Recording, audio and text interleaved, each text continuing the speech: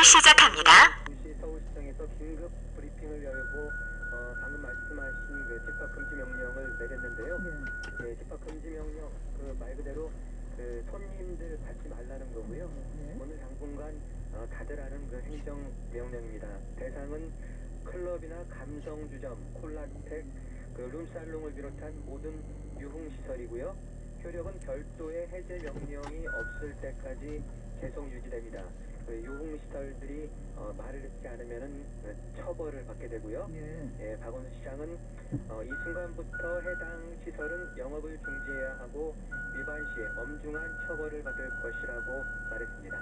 이번 이제 수도권 집단 감염은 이제 용인에서 20대 후반 남성이 전파한 건데 박 시장은 이게 상당히 심각한 걸로 판단을 한 거였군요. 예, 그런 것 같습니다. 그 용인에 사는 20대 후반의 남성, 그 언론에서는 용인 66 확진자 이렇게 부르고 있는데요. 예, 이분이 서울 이태원에 있는 한 클럽을 다녀간 뒤 서울을 비롯한 수도권에 신규 감염 사례들이 꼬리를 물면서 비상이 걸린 건데요. 예, 일부 언론들은 둑이 무너졌다는 이런 표현까지 동원을 하고 있고요. 예, 박원순 시장도 오늘 브리핑에서 이태원발 그 확진자 수를 공개하면서 그 심각성을 공유했습니다. 박 시장은 연휴를 앞두고 시민들께 책임감 있는 방역 생활을 해줄 것을 여러 차례 당부드렸고, 특히 청년들에게는 답답하더라도 클럽 등에 가는 것을 좀 자제해달라고 말씀을 드렸지만 우려했던 집단 감염이 벌어졌다, 이렇게 아쉬움을 피력을 했고요. 또 경기도 용인 확진자가 다녀간 이태원 클럽에는 집단 감염이 발생해 서울에서 지금까지 27명이 확진됐다, 이런 얘기를 했습니다. 이러한 수치는 오늘 낮 12시 기준 16명이 추가된 것이며 가족과 지인을 포함한 수치라고 설명을 했습니다. 박 시장이 오늘 공개한 이태원 클럽 관련 전체 확진자 수는 40명이고요. 이 가운데 서울이 27명으로 압도적으로 많습니다. 이어 경기도가 7명, 인천 5명의 순입니다. 부산 1명을 제외하고는 모두 수도권 지역에서 확진자가 발생했습니다. 근데 이제 오늘 중앙방역대책본부도 코로나19 신규 확진자도 발표했는데, 근데 서울시 발표는 조금 차이가 있어요. 몇 명이나 증가한 거죠? 네, 그 중앙방역대책본부는 코로나19 확진자가 어제부터 18명이 더 늘어서 1,840명으로 집계됐다고 발표를 했습니다. 이게 오늘 그 자정 기준이어서요. 박 시장이 오늘 오후 2시 발표한 통계 자료와는 약간의 차이가 있습니다. 네, 종대본은 매일 오전 10시에 그날 자정 기준으로 그 확진자 관련 통계를 발표하고 있습니다. 그 중대본 자료에 따르면 신규 확진자 18명 가운데 17명은 국내에서 발생한 지역사회 감염 사례고요. 예, 이 수치에서도 용인 66번 확진자가 전파한 코로나19 집단 감염이 수도권을 중심으로 확산하고 있는 것을 확인을 할 수가 있는데요. 국내 신규 확진자 17명 중 16명이 수도권에서 나왔습니다. 서울이 12명이고요. 경기도가 3명, 인천이 1명입니다. 나머지 1명은 부산이고요. 해외 유입 사례는 1명에 그쳤습니다. 추가 사망자는 이틀 연속 나오지 않았고요.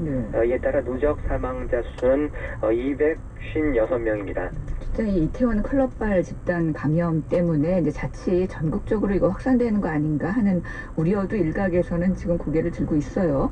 그리고 방역 당국도 이제 그 가능성에 대해서는 예의주시하고 있는 거죠? 네, 그렇습니다. 그 방역 당국은 이태원 클럽발 코로나19 유행이 전국으로 퍼질 가능성도 배제하지는 않고 있는 상황이고요. 권준욱 중앙방역대책본부 부본부장은 오늘 충북 오송 질병관리본부에서 정례 브리핑을 열었는데요. 예, 권 본부장은 해당 클럽을 4월 29일 밤부터 5월 6일 새벽까지 방문한 사람은 모두 코로나19에 노출됐을 가능성이 크다, 이렇게 진단을 했고요. 또 그들의 거주지가 전국에 퍼져 있다면 거주지 어디에서라도 2차 전파의 가능성을 배제할 수 없는 게 사실이라고 말했습니다. 그는 앞으로 지역사회 전파도 더 나오고 다른 연결고리에 의한 환자가 더 나올 가능성이 충분히 있다, 이렇게 진단했습니다. 황금 연휴 기간 중에 이제 바이러스가 퍼질 수 있다, 이런 우려가 있었는데 결국 현실이 된 거네요. 네, 그렇습니다. 그 용인에 사는 20대 후반의 남성, 용인 66번 확진자인데요. 이 남성이 서울 이태원을 방문한 게 지난 2일 새벽입니다. 경기 용인에 사는 이 20대 남성은 황금 연휴 기간을 맞아 그 노동절 다날인 그 2일 새벽에 서울 용산의 이태원 클럽을 찾았고요. 네. 예, 이 20대 남성은 클럽도 무려 4곳을 옮겨 다녔습니다. 그 아마도 들뜬 마음에 여기저기 다니면서 이제 구경도 하고 아마 그랬던 것 같은데요. 예, 문제는 이 66번 확진자가 옮겨 다닌 이태원 클럽 4곳을 그 당시에 1,900여 명가량이 방문했다는 겁니다. 예, 이 일이면 노동절 바로 다음 날로 황금 연휴 기간 중이어서 방문자가 이렇게 많았던 것으로 보이는데요. 예, 이 가운데 현재까지 40명 정도가 확진 판정을 받았고요. 예, 당국이 바짝 긴장하고 있는 것은 이태원 클럽 방문자들 중 무려 1,309명과 현재 연락이 닿지 않고 있기 때문입니다. 발열이나 발열을 비롯해서 감염 증상이 있는지, 또 사는 곳은 어디에 있는지, 또 현재 어디에 가 있는지 이런 것들 상당히 중요한 그 데이터인데요. 이걸 좀 알아봐야 되는데 그걸 못 하고 있는 겁니다. 예, 박원순 서울시장은 오늘 브리핑에서 이태원 클럽들에서 작성된 명단의 정보가 상당 부분 부정확했다. 명부 가운데 37명만 통화가 됐고 나머지는 불통 상황이다. 이렇게 얘기를 했습니다. 거의 뭐 10명 중 7명 정도가 이제 연락이 닿지 않았다는 건데, 뭐 정부에서 하라고 했으니까 클럽에서는 이제 이용자 연락처를 받아뒀던 건데 그 진위까지는 확인하지 못했던 거군요. 예, 그렇습니다. 요즘 그 공중 목욕탕을 찾아도 방명록이 비치가 돼 있는데요.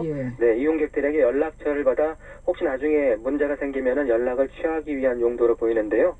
예, 클럽에서도 정부에서 하라고 하니 방명록은 만들어놨는데 그 연락처의 진위를 가릴 방법은 없었던 것 같고요. 66번 확진자는 뭐 마스크도 착용하지 않았다고 합니다.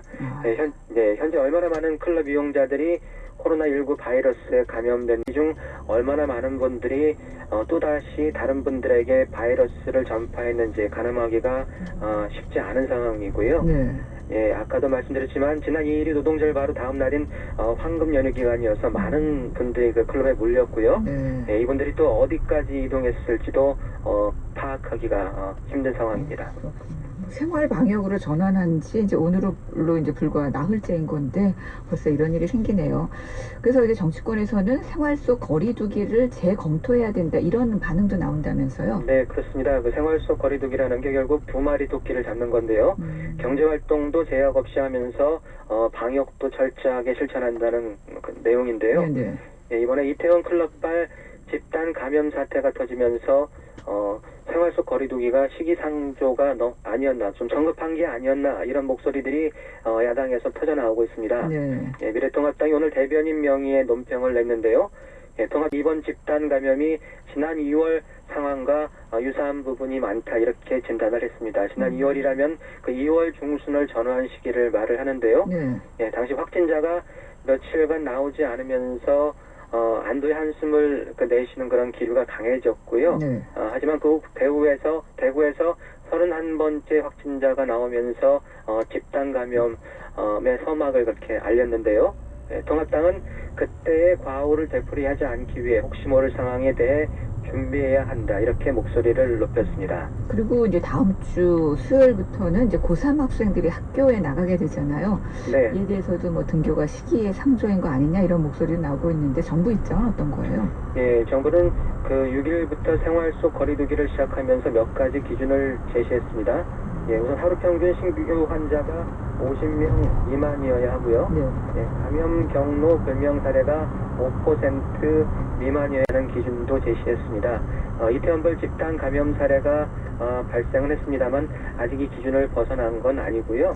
예, 김강립 보건복지부 차관도 오늘 정례 브리핑에서 지금의 확진 상황을 가지고 개학 등교 연기를 거론하는 것은 매우 시기상조다 이렇게 일축을 했습니다. 오늘 13일부터 시작되는 고등학교 3학년 등교 일정을 조정하는 것은 적절치 않다 이런 얘기를 한 겁니다. 코로나19 확진자 수가 뭐 미국 비롯한 전 세계에서 400만 명을 넘어섰다고 하는데 끝으로 이 소식 정리해 주세요. 네, 우리 시간으로 오늘 오전 7시 기준이고요. 예, 전 세계 코로나 확진자가 400명, 400만 6,511명으로 집계됐습니다. 네. 통계 사이트인 그 월드오닷컴 기준이고요. 중국이 세계보건기구에 코로나 발생 보고를 한 게 지난해 12월 마지막 날이었는데요. 넉 달 만에 전 세계 감염자가 무려 400만 명을 했습니다. 네. 미국의 확진자 수가 131만 8,787명으로 압도적으로 1위고요. 그 뒤를 스페인 26만 명, 이탈리아 21만 명, 영국 21만 명, 러시아 18만 명 등이 그 뒤를 잇고 있습니다. 우리나라는 그 38위에 그치고 있고요. 누적 사망자 수도 미국이 7만 8,503명으로 압도적 1위입니다. 이어 영국이 3만 1,241명, 이탈리아가 3만 201명, 스페인 2만 6,299명, 프랑스 2만 6,230명 등의 순입니다. 네, 소식 잘 들었습니다. 네, 수고하셨습니다. 지금까지 주간 사회뉴스 뉴시스 박영환 기자와 함께했습니다.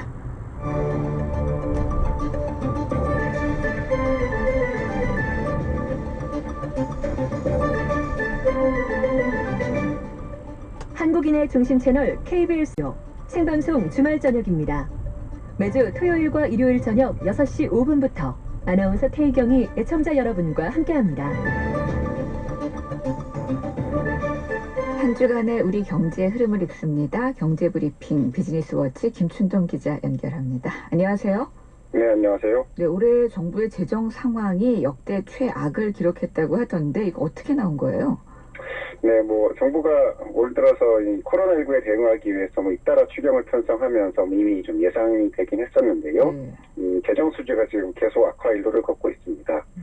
지난 7일에 기획재정부가 이 월간 재정 동향 5월호를 발표를 했는데, 이 자료를 보면 올해 1월부터 3월까지 누계 통합 재정 수지가 45조 3천억 원의 적자를 냈습니다. 네. 통합 재정 수지는 국세의 이제 세외 수입과 기금 수입 등을 더한 총 수입에서 총 지출을 뺀 지표인데요. 이제 한마디로 이제가 벌어들인 돈보다 나간 돈이 좀 훨씬 더 많았다는 걸 뜻합니다. 네.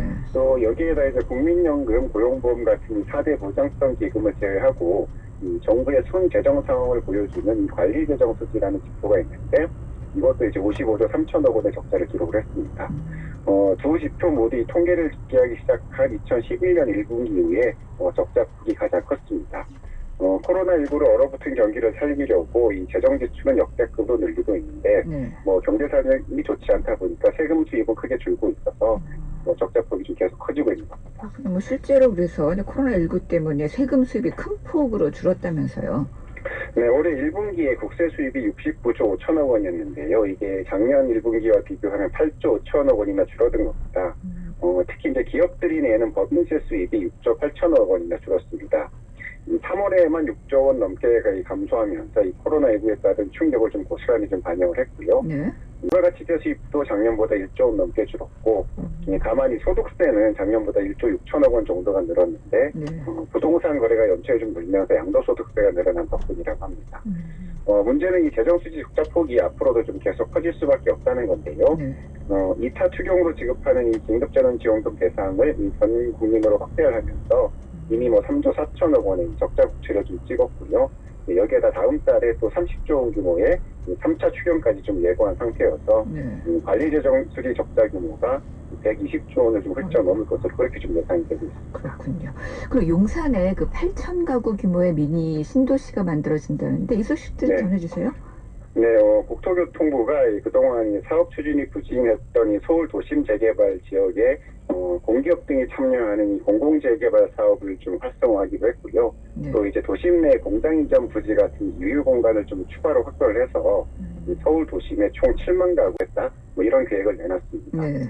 특히 이제 말씀하신 이 용산역 정비창 부지가 지금 있는데 이 부지를 좀 활용을 해서 용산에 미니 신도시급에 해당하는 8천 가구를 좀 건설하기로 했습니다. 네. 그러면 2023년 이후에는 이 수도권에 연평균 25만 가구 이상의 주택을 좀 공급할 수 있을 것으로 보이는데요. 그동안 이제 서울 집값 불안의 근본 원인으로 꼽혔던 이 공급 부족 문제를 좀 해소하겠다는 그런 취지로 좀 보시면 될 것 같습니다.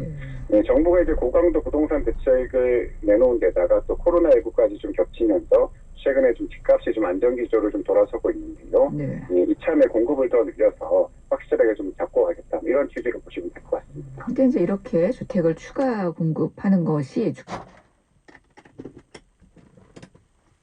이태원 클럽과 관련된 코로나19 확진 환자가 오늘 4명 추가돼 어제 확진 판정을 받은 부평구 20대 남매를 포함해 모두 6명이라고 밝혔습니다. 오늘 추가 확진자는 지난 6일 부평구에서 확진자와 함께 춤 연습을 했던 26살 남성으로 이 남성은 거의 마스크를 쓰지 않은 채 서울과 인천을 오간 것으로 알려졌습니다. 또 다른 확진자인 연수구의 22세 남성은 지난 1일과 2일과 4일 킹클럽을 5일엔 이태원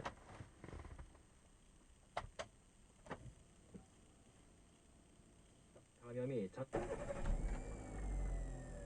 충남에 거주하는 해당 클럽 접촉자가 현재까지 22명으로 파악됐습니다. 대전은 접촉자가 16명으로 이 가운데 4명은 음성이고 다른 12명은 검사 중이며 충남은 접촉자 5명 가운데 1명은 음성, 나머지 4명은 검사 중입니다. 대전시와 세종시 충청남도는 해당 클럽 물론 수도권 유흥시설 방문자에 대해 코로나19 무료 진단 검사를 실시하기로 했습니다. 전 세계 신종 코로나 바이러스 감염증 확진자가 400만 명을 넘어섰습니다. 국제 통계 사이트 월드오미터에 따르면 9일 오전 8시 기준 세계 코로나19 확진자 수는 402만 7,110명이며 사망자는 27만 6,386명으로 집계됐습니다. 국가별로는 최대 피해국인 미국이 확진자 132만 2,163명, 사망자 7만 8,616명을 기록했고 스페인이 확진자 26만 117명, 사망자 2만 6,299명, 이어 이탈리아, 영국 순으로 집계됐습니다. 더불어민주당이 전국민 고용보험 확대는 단계적으로 실시하기로 의견을 모았습니다. 민주당 정책위 관계자는 고용보험제와 국민취업지원제도, 고용유지지원금 등 다양한 제도를 가지고 전국민 고용안전망을 확보한다는 것이 민주당의 목표라고 설명했습니다.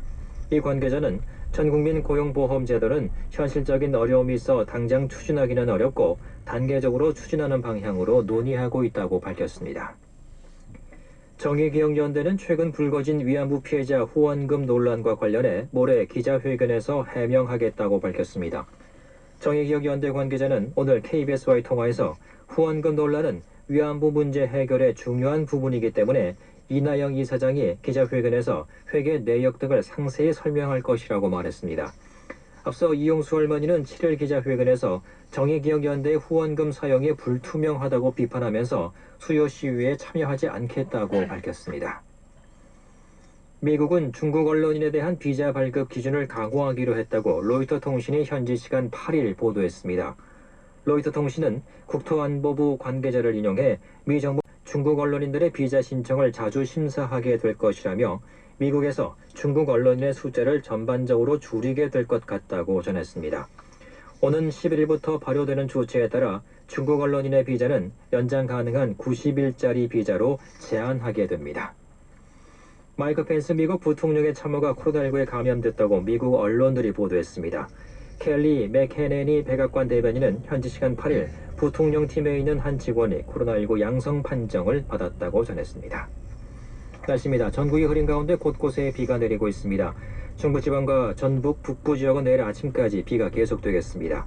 내일은 전국이 대체로 흐리고 중부지방에는 낮 동안 산발적으로 빗방울이 내리는 곳도 있겠습니다. 내일 아침 기온은 서울이 14도 등 전국이 12도에서 16도로 오늘과 비슷하거나 조금 높겠습니다. 일라디오 7시 뉴스를 마치겠습니다. 아나운서 이영호입니다. KBS 대한민국 중심 채널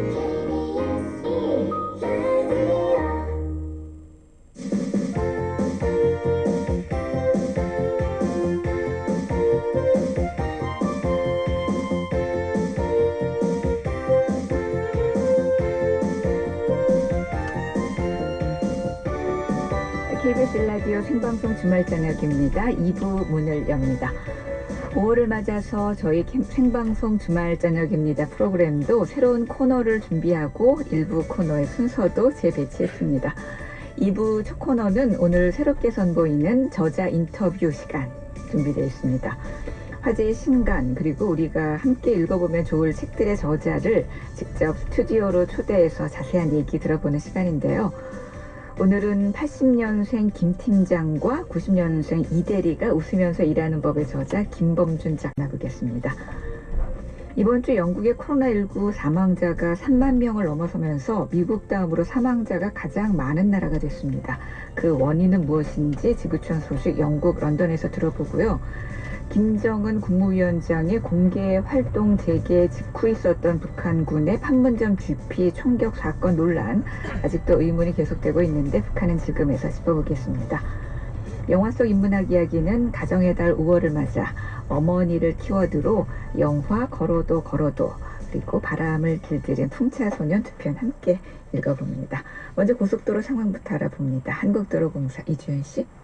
네, 1시간 전에 비해 정체가 많이 풀렸습니다. 수도권 일부 고속도로에서만 정체가 살펴지는데요. 그 가운데 중앙선 부산 쪽으로는 대동요금소 일대에서 사고가 났습니다. 2차로 막고 화물차 사고를 처리하고 있고요. 평택 제천선에도 사고 구간이 있는데 제천 방향으로 평택 분기점 부근에서 2, 3차로와 갓길 막고 사고 처리 작업하고 있습니다. 처리 작업이 거의 2시간째 이어지면서 뒤로 정체가 길어진 상황인데요. 청북부터 평택 분기점까지 4km 구간 속도 내지 못합니다. 경부선은 이제 충청권 정체는 다 풀렸는데요. 경기권에는 사고가 나서 주의하셔야겠습니다. 서울 쪽으로 안성휴게소 부근 2차로에서 승용차 사고를 처리하면서 뒤로 짧게 막힙니다. 서해안선은 서울 쪽으로 이제 금천 일대 짧은 정체만 감안하시면 되겠고요. 서울 외곽순환선은 이제 자주 막히는 구간만 어렵습니다. 판교에서 일산 방향으로는 시흥부터 송내까지, 반대 판교 방향으로는 계양부터 송내까지 6km 막히고요. 경기 동쪽은 구리 방향으로 광안터널부터 토평까지 10km 정체입니다. 한편 영동선에서는 오늘 신갈 분기점과 여주 분기점을 사이로 주말 버스 전용 차로제가 시행 중입니다. 9시까지 잘 지켜주시기 바랍니다. 지금까지 한국도로공사 교통센터 이었습니다.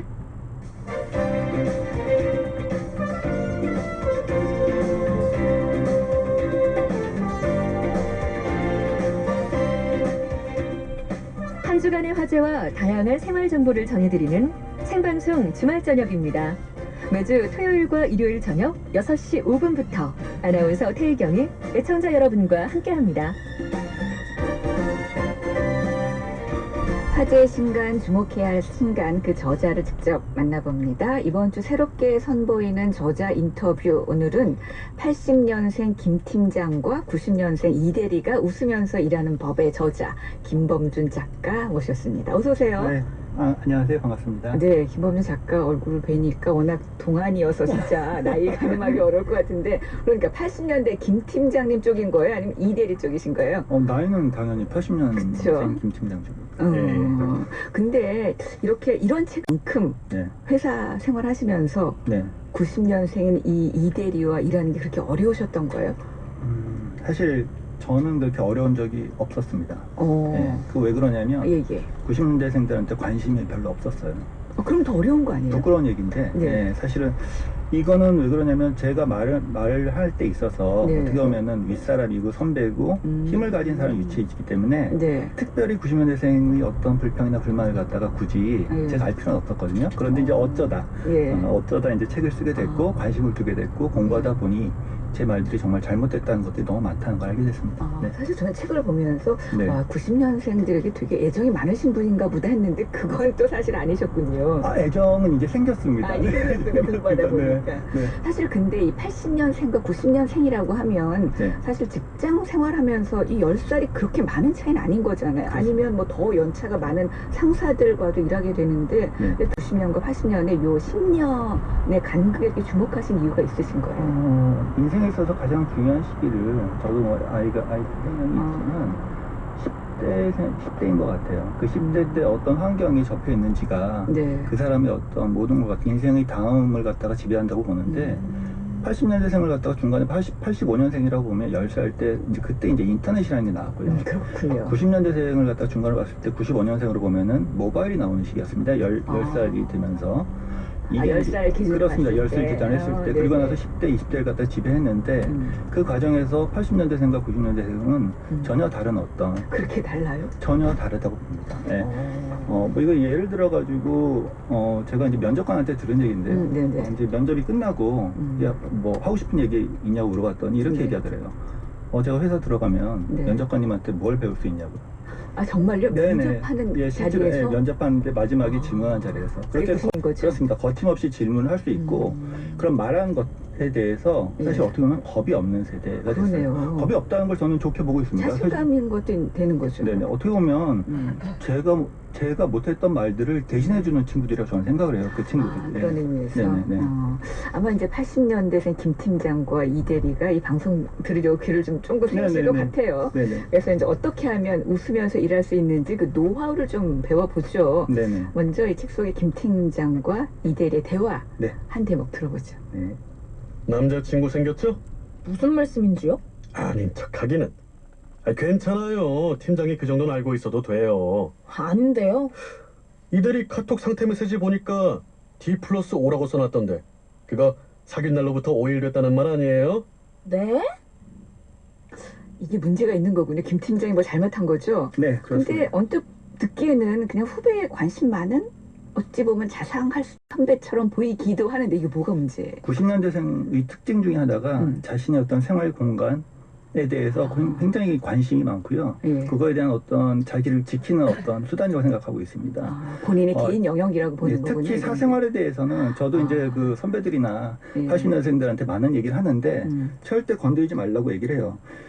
사생활 쪽은 그렇습니다. 절대로. D+5일 해가지고 지금 김 팀장은 뭐 친구 생겼냐고 얘기하지만 사실은 이 친구는 다이어트 한 지 5일이 된 날이거든요. 아 그런 의미였군요. 그렇습니다. 잘못 읽어서 게다가 옛날에 그쵸? 그런 얘기 있잖아요. 그 궁예 해가지고 궁예질, 뭐 관심법 해가지고 하는데 네. 그런 말들을 함부로 하는 건 사실은 90년대생한테 좋지 않은 영향을 갖고 있다 그렇게 생각하고 있습니다. 그러네요. 네네. 특히 이제 어떤 관계든지 중요한 게 소통이 기본이 돼야 되는 건데, 근데 이제 작가님은 이제 80년생 김 팀장에게 그러니까 자신의 언어가 아니라 그 대리 90년대생의 언어로 말을 해야 된다고 하셨단 말이에요. 네네. 근데 같은 한국어인데 이 대리의 말과 김 팀장의 언어가 그렇게 다르다고 보신 거예요? 많이 다르고요. 어떻게 보면 지금 저도 어떻게 보면 80년대생 팀장 쪽이긴 하지만 예, 90년대생의 말들이나 이런 것들이 사실 이제 잘 저한테 수용이 안 되는 경우도 사실 많이 있어요. 근데 그거를 갖다가 어떻게 제가 생각할 때는 그걸 갖다 어떻게 하든지 예. 인정을 해주고 수용을 해줘야 된다고 생각합니다. 제가 볼 때는 지금 80년대생이 90년대생을 보는 입장은 뭐 이런 얘기하면 좀 그런데 네. 에일리언? 그 정도예요? 예, 그렇게 보는 느낌이 들어요. 예전에 코스모스인가요? 그 어떤 책을 봤더니 예. 사람은 자기와 다른 사람들을 갖다가 이상하게 기괴하게 바라본다는 어떤 그런 구절을 봐서 제가 한번 감동을 받은 적이 있는데 그렇게 보고 있는 게 아닌가. 사실은 그게 아니라 어떻게 보면 우리가 못했던 말들을 대신해주는 사람들이 90년대생들이라고 저는 생각을 하는데요. 그리고 실제 그렇게 하고 있고요. 근데 그걸 기괴하거나 이상하다거나 얘 때문에 내가 피곤하다 이렇게 생각하는 거는 좀 문제가 있지 않나 오히려 그렇게 생각하고 있습니다. 10년생이 봤을 때 그 정도면 네. 뭐 70년생이나 60년생이 보면 정말 도저히 그야말로 외계인을 볼 수밖에 없다고 느낄 수밖에 없겠네요. 80년대생까지 참 이렇게 얘기하면 80년대생이 뭐 잘못됐다고 생각하는 것 같은데 그건 아니고요. 어떻게 보면 80년대생도 되게 피해자로 생각합니다. 그렇죠. 70년대생이나 60년대생이 직장 상사로 두고 있고 90년대생을 갖다 학자로 두고 있으면서 그 중간에 껴있는 세대거든요. 제일 힘든 세대네요, 제일 불쌍한 진짜. 사람들입니다. 그래서 그 친구들한테 정말 위로를 해주고 싶다 그 말씀을 또 드리고 싶습니다. 또 한 대목 더 들어보죠. 네. 이제 김 팀장과 이들의 대화에서 잘못된 단어를 이제 골라보라고 이제 책에서도 독자한테 이야기를 하시잖아요. 그럼 청취자분들도 함께 듣고 뭐가 문제인지 한번 생각해보죠. 벌써 6시가 됐네요. 네. 네, 그래요. 오늘 고생들 많았어요. 팀장님도 수고하셨습니다. 칼퇴하실 분들은 책상 정리하고 얼른 가세요. 헐. 저는 이거는 진짜 모르겠는데 뭐가 잘못됐는지 야근하라는 것도 아니고 고생했으니까 네. 빨리 책상 정리하고 가라는 거잖아요. 책상 명리하는 게 문제예요? 아나운서님 저 90년대생 아닌 것 같습니다. 지금. 예. 네네. 칼퇴라고 얘기한 순간 상대방이 듣기는요. 아, 너 칼같이 끊고 집에 가는구나 이렇게 얘기하는 게 들려요. 칼퇴가 문제였군요. 네, 그걸 갖다가 사실은 어떤 사람 이렇게 얘기하더라. 그럼 뭐 칼퇴 말고 정시퇴근이라고 하면 어떠냐. 저는요 이렇게 얘기합니다. 퇴근에는요 칼퇴나 정시퇴근이 없고요. 그냥 퇴근만 있을 뿐이에요. 퇴근하면 되는 거지 거기에 뒤통수에다 대고 칼퇴한다, 정시퇴근한다 그러면 듣는 네. 사람 입장에서는 굉장히 부담감을 많이 갖거든요. 이런 말들이 상당히 많이 있습니다. 하나만 더 말씀드리면 예. 휴가나 이런 것들도 마찬가지예요. 저 내일 휴가 가겠습니다 이러면은 많은 어떤 윗분들 나이가 있으신 분들은 왜 가? 어디 가? 누구랑 가? 이런 걸 물어보거든요. 그러신 분 있어요. 절대 금물입니다. 네, 절대 금물이고요. 하나만 한 문장을 꼭 기억했으면 좋겠어요. 네네. 네, 연차와 휴가에는요 예. 이유가 없습니다. 기억을 해줬다가요 그냥 지금 현재 자신이 문제가 있으면 지금 바로 얘기하면 되지 상대방의 어떤 사생활이나 이런 것들에 대해서 물어보는 거는 제가 생각할 때는 죄악이라고 생각해요. 그러니까 궁금해하지도 말고 묻지도 말아야 되겠군요. 그럼요. 예. 그럼 책 속에 한 대목 더 들어보죠. 네. 이제 소속감을 높이는 말과 이제 사직서를 품게 하는 말이라는 제목을 붙이셨어요. 네. 그럼 이 대화에서는 뭐가 문제인지 한번 들어보죠. 회의 끝나기 전에 미리 말씀드려야겠네요. 내일 모레 수요일에 저녁 약속 잡지 마세요. 저 그날 약속이 무슨 약속인데요? 친목 모임에서 연말 행사 준비해야 해서요. 에이, 별거 아니네. 수요일에 이사님이 우리 팀 밥 사준답니다. 한 명도 빠짐없이 모두 참석하세요. 이거는 김 팀장이 정말 잘못했네요. 네. 왜냐하면 이제 일방적으로 이제 통보를 한 거고, 네. 게다가 김 대리의 그 선약을 별거 아니라고 얘기했어요. 하나만 기억을 하면 좋겠습니다. 예. 그 90년대생 입장은요. 예. 고급 일식집에서 먹는 초밥보다 분식집에서 먹는 라볶이가 훨씬 맛있어요. 편한 혼자 사람이야, 그렇죠. 예, 먹는 게. 편한 사람, 즐거운 사람, 사랑하는 사람 먹는 게 낫지. 그 직장생활, 직장 시간 또 퇴근 끝나고 나서도 같이 회식한다는 건 사람들이 또 답답한 일이거든요. 그러네요. 저는 어떤 분은 그렇게 얘기하더라고. 90년대 중에 한 명은 회식 금지법 하나 좀 만들었으면 좋겠다고 얘기하던데. 그 정도예요? 네, 네. 그래도 가끔 좀 좋은 음식 먹을 수 있는 기회라고 생각하는 건 그건 80년대 이상 힌트가 사람들인 있습니다. 거군요. 예. 회식을 하면요 점심 때 하면 됩니다. 네. 저녁 시간을 붙잡아 네, 놓는 그렇습니다. 거가 또 예. 잘못한 거였군요. 그냥 좀 놀게 놔두시면 좋을 것 같아요. 제가 생각하는 거는요. 예, 그냥 놔두면 좋겠습니다. 저녁에는 자신만의 시간을 얼마든지 가질 수 있도록 네. 그냥 놔두면 어떻겠나 그 생각을 좀 하고 있습니다. 어쨌든 그러니까 서로를 이해하기 위해서는 이제 상대방이 달라지기를 바라기보다는 이제 그 사람을 바라보는 이제 나의 시각이 달라져야 될 것 같은데 그러면은 이제 80년생 이랑의 입장에서는 90년대 후배를 또 90년대 후배는 선배를 어떤 시선으로 바라보고 이해하려는 노력을 해야 될까요? 90년대생을 그 80년생이나 그 이전 세대도 마찬가지고요. 네. 지금 어떻게 보면 하나의 단어처럼 키워드처럼 되고 있거든요. 그렇죠. 근데 그거를 소통의 목적으로 좀 보지 말았으면 좋겠어요. 뭐 그 친구들이 무슨 자신의 인생에 뭐 걸림돌도 아닌데 네. 90년대생이 어떻고 저쩌고 말을 갖다가 뭐 이상한 뭐 키워드 여러 가지 말들이 있지 않습니까? 뭐 자맞춤 뭐 별얘기 많이 뭐 법블레스 이런 얘기들 많이 하는데 네. 그런 얘기들을 하는 이상한 아까 말씀드린 것처럼 기괴한 어떤 존재로 보지 마시고요. 내가 갖지 못한 것들, 내가 미처 생각하지 못한 것들 그리고 또 하나 우리가 그동안 70년대 80년대생이 그동안 하고 싶었음에도 말하지 못했던 것들을 대신 말해주는 그런 사람을 좀 봐줬으면 좋겠어요. 그런 마인드를 갖고 있다면 네. 그리고 그 관심을 갖고 있다면 말 때문에 문제가 생기는 경우는 없지 않을까 저는 그렇게 생각하고 있습니다. 제가 보면서 느낀 건 90년대 생들을 보는 시각이 네. 그러니까 70년대생이 80년대생을 보는 거와 네, 뭐 70년대생을 보는 거랑 네.